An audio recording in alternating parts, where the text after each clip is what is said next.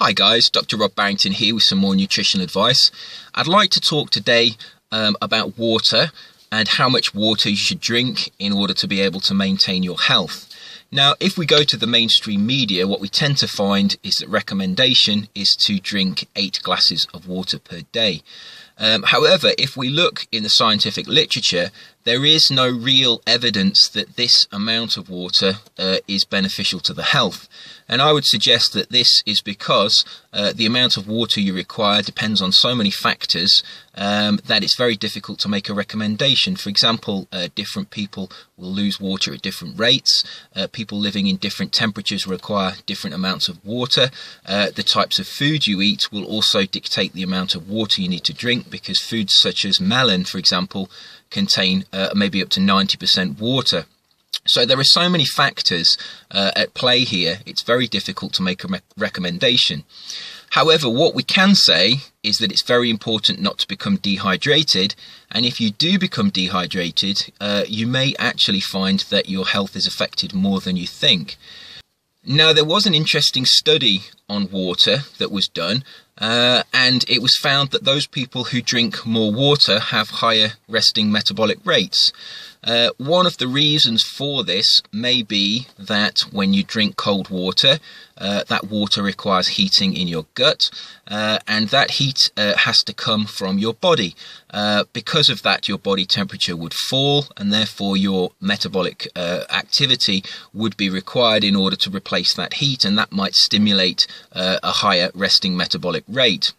However, when the researchers measured the increase in the resting metabolic rate, this heat transfer effect couldn't account for the rise in the resting metabolic rate. So there were other factors at play.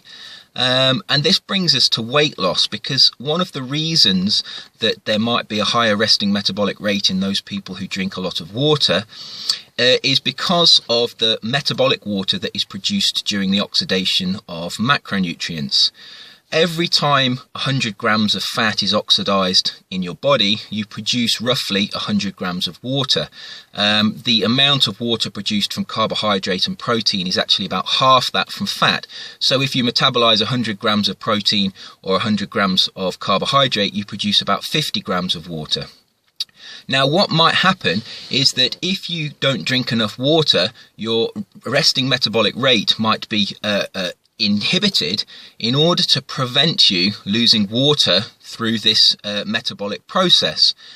So paradoxically, the more water you drink, the more fuels you can burn, and the more, for example, fat or carbohydrate or protein you could oxidize, because your body feels that it is okay to relinquish the water molecules within those stored substrates. So drinking water may stimulate the resting metabolic rate for 2 reasons. A small contributory factor might be the fact that you have to heat the water when you drink it, but the major effect might be that the body actually tries to hold on to fuels when there isn't enough water in the diet.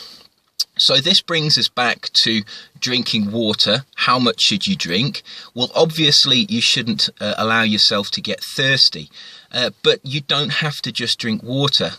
Tea is a good way of taking in water, and tea is actually the second most popular drink in the world after drinking water. So as long as you take in enough fluids, you can take in the fluids through eating fruit. Fruit has a very high water content, and some vegetables also have a very high water content. So as long as you don't become thirsty and you're drinking adequately, obviously if it's very hot or if you're performing a lot of physical activity, you do need to drink excess water, and at that point you probably would want to turn to drinking water from from a tap or from a bottle in order to be able to top up the amount you need. But generally, if you're sedentary, you can get enough fluids, enough water from drinking tea, from eating fruit, with the odd glass of water as well. One thing, however, that is worth mentioning is not just the quantity of water, but also the quality of the water. Water is a substance that dissolves many other substances and chemicals within it, and therefore when you ingest water you can take in a lot of toxins, you can take in a lot of pollution. So it's very important that you find a clean source of water. One of the things that I would avoid ingesting with water is fluoride. If your water is naturally fluoridated because it flows through rocks that contain fluoride containing salts, that generally is not a problem because the types of fluoride, the calcium fluoride in that sort of water is not well absorbed. However, if you are in an area where fluoride is added to the water, I would turn to an alternative source to get your drinking water and do your cooking. There is increasing evidence that the fluoride added to water, supposedly to help children's teeth, is toxic to humans. It can have effects on the brain, it can have effects on the bones, and the amount that is added to water is generally not needed because fluoride is pretty ubiquitous amongst foods, and the amount of fluoride you ingest from foods is adequate for human needs.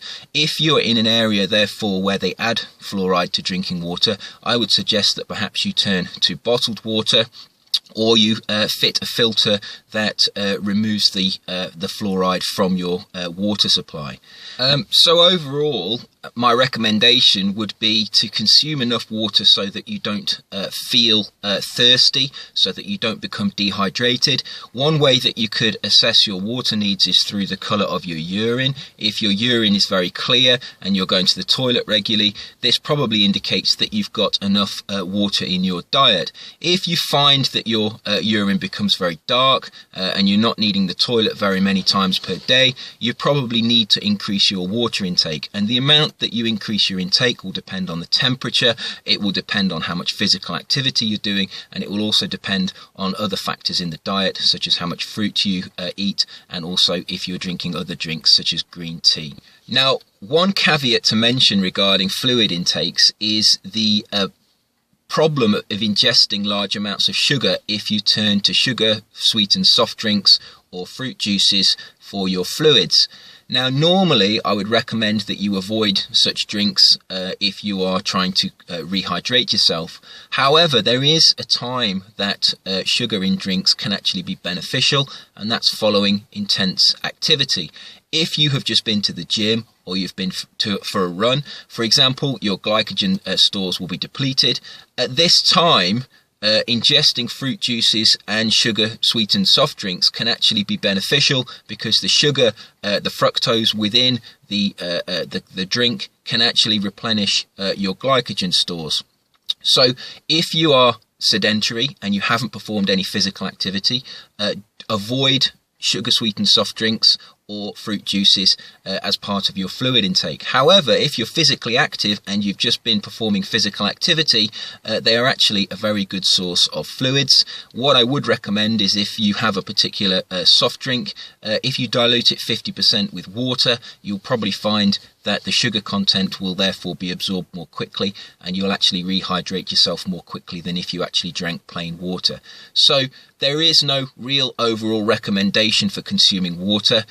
I would suggest that you have to rely on your instinct as to how much you have to consume. If you think that you're not consuming enough, the best source of water is water.